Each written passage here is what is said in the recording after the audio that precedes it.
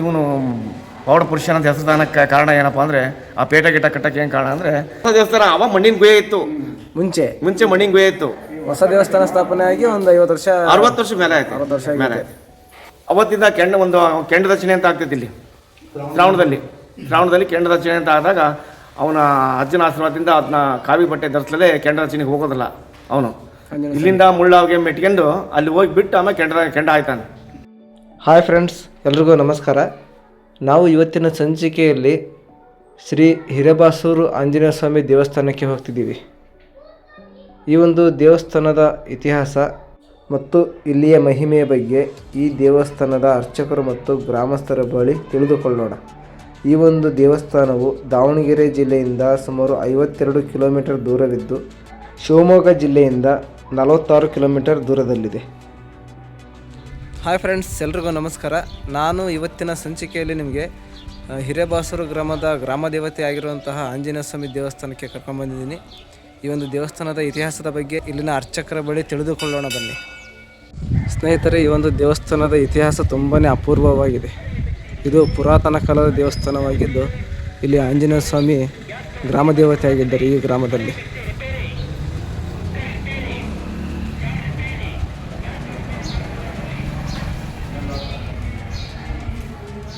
ದೇವಸ್ಥಾನ ವಿಶಾಲವಾಗಿದೆ ಸ್ನೇಹಿತರೆ.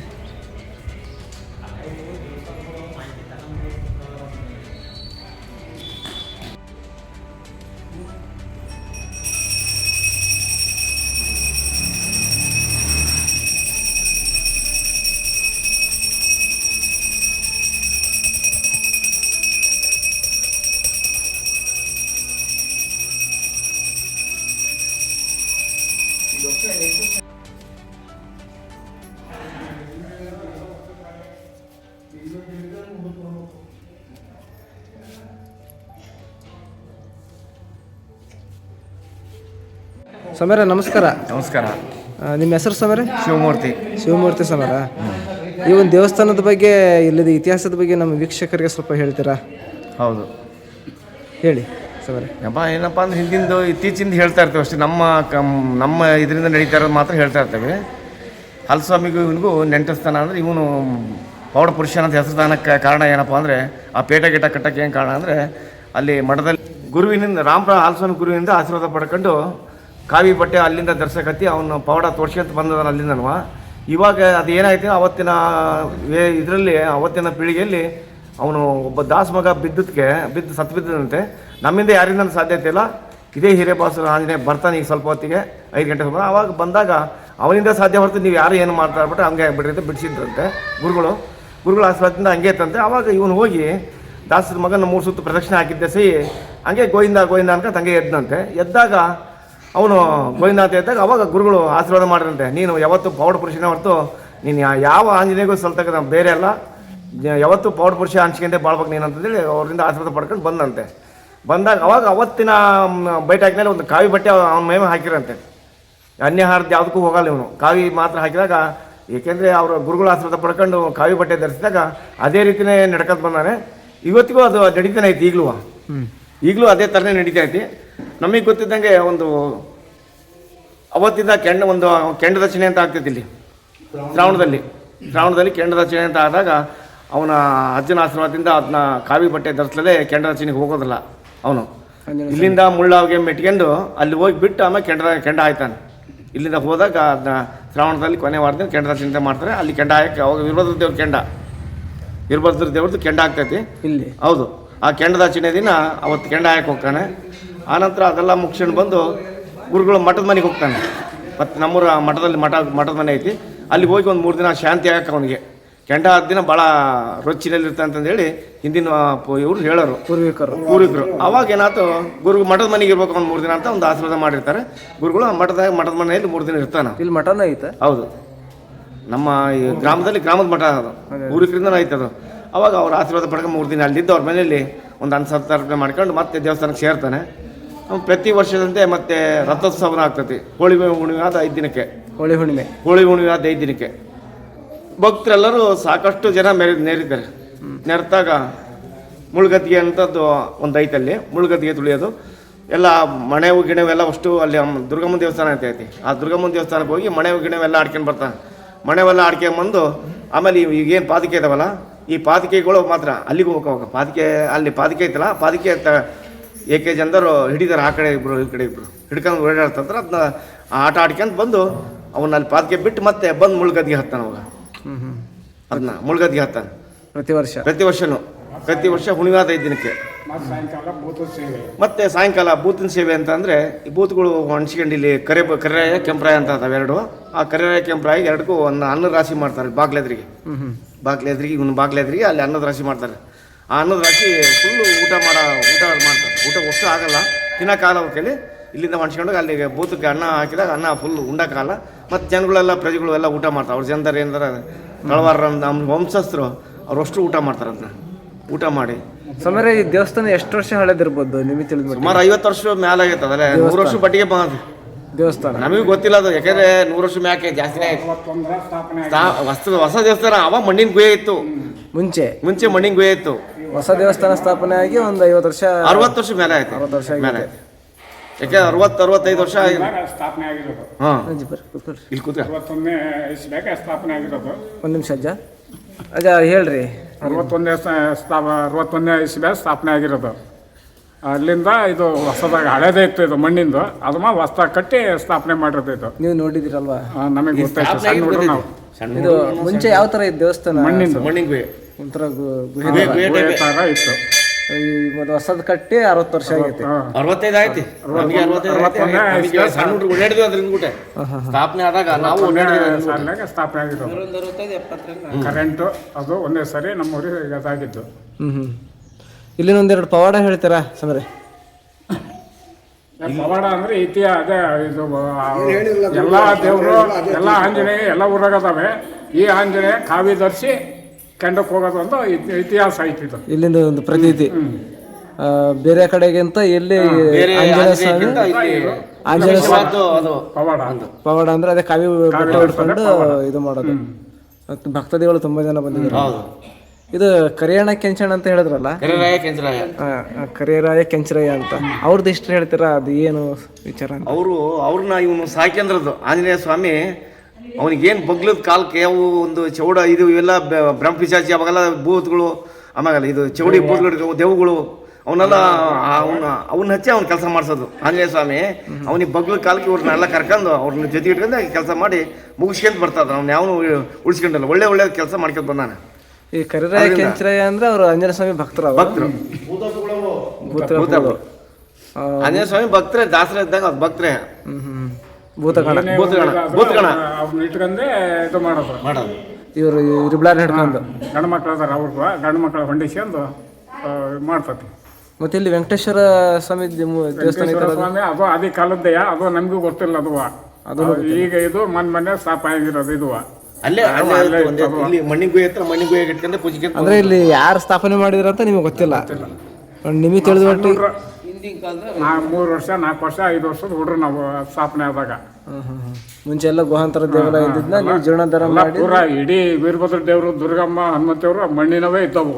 ಈ ಇತ್ತೀಚೆಗೆ ಎಲ್ಲ ಜೀರ್ಣೋದ್ಧಾರ ಮಾಡಿ ಆಮೇಲೆ ಇವತ್ತಿನ ಕಾಲಕ್ಕೆ ತಕ್ಕಂತೆ ನಾಗರಿಕತೆ ತಕ್ಕಂತೆ ಮಾಡಿದ್ದಾರೆ. ಈ ತಿತ್ಲ ಹೊಸವಾಗಿರೋದು. ಅವತ್ತೆಲ್ಲ ಜನ ಹಿರಿಯರ ಯಜಮಾನರುಗಳು ಮಣ್ಣಿನ ಗುಡಿ, ಈಗ ಕಲ್ಲಿನ ಗುಡಿ ಮಾಡಿ ಅದಕ್ಕೆ ದಾಯಿ ಕಟ್ಟೆ ಮಣ್ಣು ತಗೊಂಡು, ನಮ್ಮ ಸ್ವಾಮಿಗಳು ಅಷ್ಟೇ ದಾಯಿ ಕಟ್ಟೆ ಮಣ್ಣು ತಗೊಂಡು ಮೇಲೆ RCC ಹಾಕರ್ರಿ. ಅದು ಸೋತದಿಲ್ಲ. ಇತ್ತೀಚೆಗೆ ಒಂದು ಚಾಲ್ತಿ ಕಾಲ ಬಂತಲ್ಲ, ಚಾಲ್ತಿ ಕಾಲ ಬಂದಮೇಲೆ ಎಲ್ಲ ತೆಗೆದು ಇವತ್ತಿನ ಒಂದು ಮೆಜಾರಿಟಿ ಪ್ರಕಾರ ಕಲ್ಲು ಹಾಕೋದು, ಸಿಮೆಂಟ್ ಹಾಕೋದು ಇವೆಲ್ಲ ಮಾಡ್ಕೊಂತ ಹೊಸದಾಗಿ ಹೊಸ ರೂಪ ಮಾಡಿದರು. ಹಂಗಾಗಿ ಈಗ ಈ ರೀತಿ ನಡ್ಕೊಂತ ಬರ್ತಾರೆ. ದೇವಸ್ಥಾನ ಮಾತ್ರ ತುಂಬಾ ಹಳೇದು. ಹೌದೌದು, ತುಂಬಾ ಹಳೇದು. ಜೀರ್ಣೋದ್ಧಾರ ಮಾಡಿ 65 ವರ್ಷ ಆಗಿದೆ. ಹೌದೌದು. ಪಾದರಕ್ಷೆಗಳು ಇದಾವಲ್ಲ, ಇಲ್ಲಿ ಬಿಟ್ರೆ ಬೇಲೂರಾಗೆ, ನಮ್ಮೂರಲ್ಲೇ ಬಿಟ್ರೆ ಬೇಲೂರಾಗ ಇರೋದು, ಬೇರೆ ಎಲ್ಲೇ ಇಲ್ಲ. ಪಾದರಕ್ಷೆ ಆಂಜನೇಯ ಸ್ವಾಮಿ ತಗಲಿ ಇರ್ತವು. ಇತ್ತೀಚೆಗೆ ಎಲ್ಲೆಲ್ಲ ಮಾಡ್ಕೊಂಡಾರೆ. ಬನ್ನಿ, ಅದು ಪೂರ್ವಿಕವಾಗಿರೋದು ಬಹಳ ಮಹತ್ವವಾದ ಒಂದು ಇದಿದೆ. ಇದೇ ಅಲ್ವಾ ಸಮರೆ ಕರಿರಾಯ ಕೆಂಚರಾಯ? ಇದು ಕರಿರಾಯ, ಆ ಕಡೆ ಕೆಂಚರಾಯ.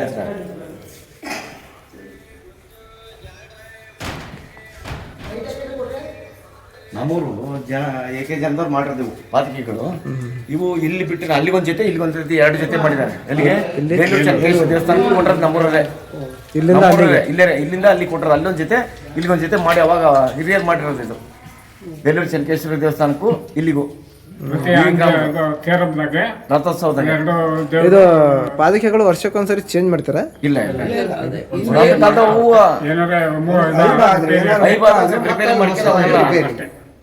ಅವಕ್ಕೇನೇನು ನಾವು ಸಾಮಾನುಗಳೆಲ್ಲ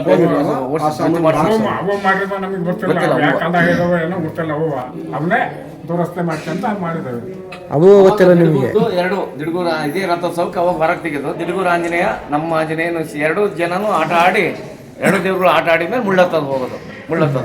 ಇವ್ರು ಆಡಲೇ ಏನು ಮುಳ್ಳತ್ತಕ್ಕಿಲ್ಲ. ಅಲ್ಲಿ ಆದ್ರೂ ಅಷ್ಟೇ, ಇಲ್ಲಿ ಆದ್ರೂ ಅಷ್ಟೇ. ಅವು ಪ್ರತಿ ಹಬ್ಬದಾಗೂ ಇಬ್ಬರ ಜೊತೆಗೆ ಇದು ಮಾಡೋದು. ಕೆಂಡ ದಶಿನಿಗೆ ಒಂದಕ್ಕೆ ಬರಲ್ಲ ಅಷ್ಟೇ. ಅದು ಇದೆಲ್ಲ ಹುಡುಗಿ ಬರ್ತದೆ, ಅದು ಬರ್ತದೆ, ಇದು ಹೋಗತ್ತೆ ಅಲ್ಲಿಗೆ.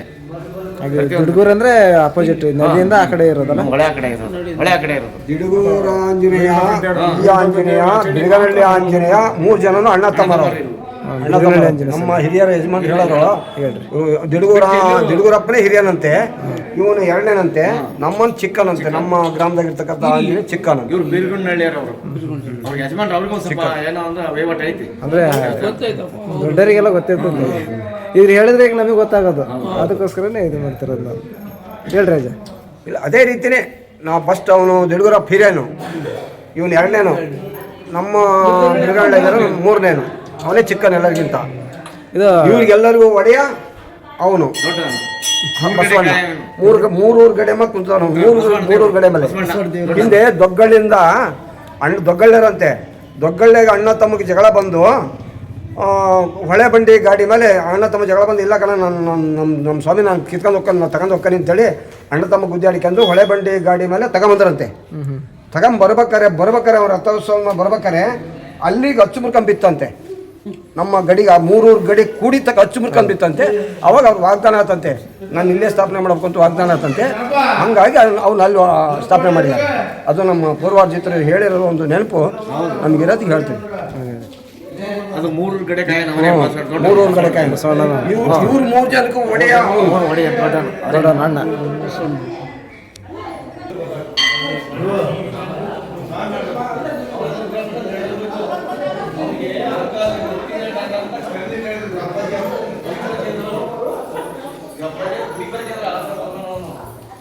ಫ್ರೆಂಡ್ಸ್, ಒಂದು ಆಂಜನೇಯ ಸ್ವಾಮಿ ದಿಡಗೂರಿಂದ ಇಲ್ಲಿ ಬಂದಿದೆ ಅಂತೆ. ಇಲ್ಲಿ ನಮ್ಮ ಅಣ್ಣವ್ರು ಏನೋ ಹೇಳ್ತಿದ್ದಾರೆ, ಕೇಳೋಣ ಬನ್ನಿ. ಸರಿ ಹೇಳ್ರಿ. ಹಿರೇಬಾಸೂರು ಗ್ರಾಮದಲ್ಲಿ ಶ್ರೀ ದುರ್ಗಮ್ಮ ಮತ್ತು ಈಶ್ವರ ಪೀಠ ದೇವಸ್ಥಾನ ಅಲ್ಲಿ ಒಂದು ರಚನೆ ಆಗೈತಿ. ಅದು ನಮಗೆ ಗೊತ್ತಿಲ್ಲ, ಹಳೆ ಪೀಳಿಗೆಗೆ ಗೊತ್ತದು. ಅಲ್ಲಿ ಸರ್ವ ದೇವರುಗಳು ಅದಾವಲ್ಲಿ, ಒಂದು ದೇವರಿಲ್ಲ.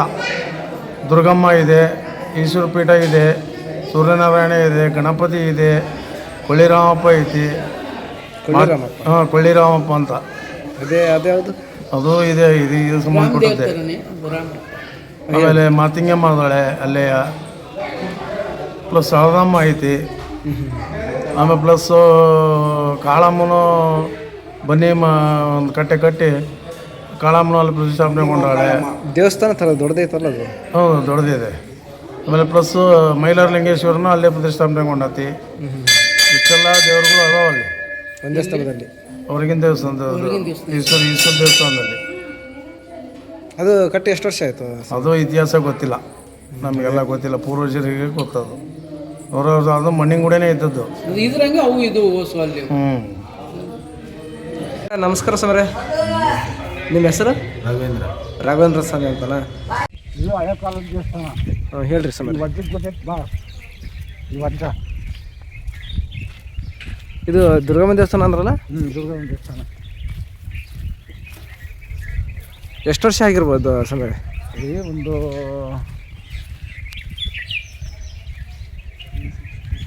ಈ ನಮ್ಮ ದುರ್ಗಮ್ಮ ಸ್ಥಾಪನೆಗೆ ಎಷ್ಟು ವರ್ಷ ಆಗೈತ್ರಿ? ಮೊದಲೇ ಸ್ಟಾರ್ಟಿಂಗು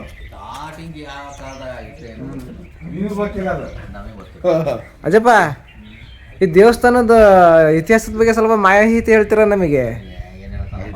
ಹೊಲ ಅನುಭವ ಇಲ್ಲ ಕಣಪ್ಪ. ಒಂದು 70 ವರ್ಷ ದಿವಸ ಭಾಳ ಆಗೈತಿ ಏನು ಒಂದು 70 ಲೆಕ್ಕ ಕಟ್ಟಿಲ್ಲ. ಒಂದು 100 ವರ್ಷದ ಲೆಕ್ಕನೇ. 100 ವರ್ಷದ ಲೆಕ್ಕನೇ 100 ವರ್ಷದ ಲೆಕ್ಕ ನೋಡು. ಹಾಂ ಲೈನ್ ಕರೆಂಟ್ ಹೋಗಿದ್ದಾವೆ. ಒಂದು 100 ವರ್ಷದ ಮೇಲೆ ಆಗೈತೆ, 100 ವರ್ಷ ಆಗೈತೆ ನೋಡಿ. 100 ವರ್ಷದಂತೂ 100 ಮೇಲೆ ದಾಟಿದ್ರು. ಸಮರೆ ಈಶ್ವರಲಿಂಗ ಪೀಠ ಪೀಠ ಅದು ಈಶ್ವರ ಪೀಠ. ಈಶ್ವರಲಿಂಗ ಭಾಳ ಮಹಿಮೆ ಐತೆ. ಆಮೇಲೆ ಅಮ್ಮ ದುರ್ಗಮ್ಮ ಯಾವ ಕಡೆ ಸಮರೆ? ಈ ಕಡೆ ದುರ್ಗಮ್ಮ ಅದೇ ಸ್ಟಾರ್ಟಿಂಗು ಅಮ್ಮ ಒಂದೇ ಪ್ರತಿಮೆ. ಆಮೇಲೆ ಬಸವಣ್ಣ ಇದೆ. ಅವನು ಮಹಿಮೆ ಐತೆ. ಆಮೇಲೆ ಅಲ್ಲೊಂದು ಗಣಪತಿ, ಅದೊಂದು ಈಶ್ವರದ ಇದು ಸೂರ್ಯನಾರಾಯಣ ಆ ಕಡೆ. ಆ ಕಡೆ ಗಣಪತಿ ಐತಿ. ಆ ಕಡೆ ಗಣಪತಿ ಇದೆ. ಗಣಪತಿ ಐತಿ. ಇದು ಈ ಕಡೆ ಸೂರ್ಯನಾರಾಯಣ. ಇದು ಲಿಂಗ ಅಮ್ಮ ಐತಿನೋ, ಲಿಂಗ ಅಮ್ಮ ಇದು ಇವರು ಇದು ಅಮ್ಮ ಇದು ಇಲ್ಲಿ ಇಷ್ಟ ಅಲ್ವಾ? ಇದು ಅಮ್ಮನ ದೇವಸ್ಥಾನ ಇದು ಅಮ್ಮ. ಅದೇ ಈಶ್ವರಲಿಂಗ ಇಳಿತ ಚೆನ್ನಾಗಿ ಕಾಣ್ತದ. ಕಾಣ್ತದೆ ಬರೋ. ಇದು ಪೂಜೆ ಡೈಲಿ ನಡೆಯುತ್ತೆ ಇಲ್ಲಿ? ಡೈಲಿ ಯಾವ 24 ಬೆಳಗ್ಗೆ ಸಂಜೆ ಹಾಕ್ಲಾ? ಹಾಕ್ರಿ ಬೀಗ ಹಾಕ್ರಿ. ಇದು 100 ವರ್ಷದ ಕಾಲ ಹಳೆಯ ದೇವಸ್ಥಾನ ಇದು. 100 ವರ್ಷ ಮ್ಯಾಲ ದಾಟ. ಅಜ್ಜರು, ಹಳೆ ಕಾಲದ ಅಜ್ಜರು ಇಲ್ಲೇ ಕುಂತಿದ್ದಾರೆ. ದೇವಸ್ಥಾನ ಜಗಲಿದೆ. ಒಂದು ವಿಡಿಯೋ ಮಾಡಿ ಬಿಡೋಣಪ್ಪ. ಹಳೆ ಕಾಲದವು 130 200 ವರ್ಷಕ್ಕಿದ್ದಾರೆ. ಕೋಳಿರಾಮಪ್ಪ ಅಂತಾನ? ಕೋಳಿರಾಮಪ್ಪ ಇದು ರಾಮದೇವ್ರ ಇದುವ. ಇದ್ರದ್ದು ಮಾಹಿತಿ ಏನು ಸಮರ? ಮಾಹಿತಿ ಏನಿಲ್ಲ. ಇದೇನಪ್ಪ ಅಂದ್ರೆ ಇದು ಪೂಜೆ ಮಾಡೋದು, ಅದು ಪೂಜೆ ಮಾಡಿ ಹಂಗೆ ಇರುತ್ತೆ. ಇದು ಸ್ಥಾಪನೆ ಮಾಡಿರೋದು? ಸ್ಥಾಪನೆ ಮಾಡಿರೋದು ಈಗ 50 ವರ್ಷ ಆಗಿತ್ತು. ಅಂದರೆ ಪಕ್ಕ ಮಾಹಿತಿ ಇಲ್ಲ. ಇಲ್ಲ, 50 ವರ್ಷದ್ದು ಪುರಾದಿದು. ಪುರಾದಿಂದ ಇಲ್ಲಿಗೆ ಒಂದು ಗೋ ಹಾಕಂದು ಹಾಲು ಕರೆಯೋದು ಇಲ್ಲಿ ಬಂದು ಕುರ್ವದಿಂದ. ಅದು ಒಳ್ಳೆ ದಾಟಿ ಬಂದು ಇಲ್ಲಿ ಹಾಲು ಕರೆಯೋದು ಇದ್ರ ಮೇಲೆ. ಅಷ್ಟು ಇದ್ರ ಸತ್ಯ ಐತಿ. ಹೇಳಿ. ಆದ್ರೆ ಏನಪ್ಪ ಅಂದ್ರೆ ಇದು ಮೈ ಮೇಲೆ ಐತಿ. ಆದ್ರೆ ಇಲ್ಲ ಅಂತಲ್ಲ, ಅದು ಒಂದು ಗೋ ಹಾಕ ಬಂದು ಇಲ್ಲಿ ಅದ್ರ ಮೇಲೆ ಹಾಲು ಕರೆಯೋದು. ಅಷ್ಟು ಸತ್ಯ ಐತಿ, ಇದ್ರ ಮೇಲೆ ನಂಬಿಕೆ ಐತಿ. ಅದು ಇದು ಮೈಲಾರ ಲಿಂಗಪ್ಪ. ಅದು ಇದು ಮೊನ್ನೆ ಈಗ 5 ವರ್ಷದಿಂದ ಸ್ಥಾಪನೆ ಮಾಡಿರೋದು ಅದು ಹೊಸದಾಗಿ. ಅದು ಹೋಗಿ ಹಿಡಿತೀಯ? ಇಲ್ಲೇ ಕಾಣ್ತಿದ್ದಾವೆ. ಅದು ಭಾಳ 50 ವರ್ಷ ಆಗೈತಿ. ಈಗ ಇತ್ತಿತ್ತಲ ಮಾಡಿರೋದು ಅದು ಹೊಸದಾಗಿದ್ದಂಗೆ.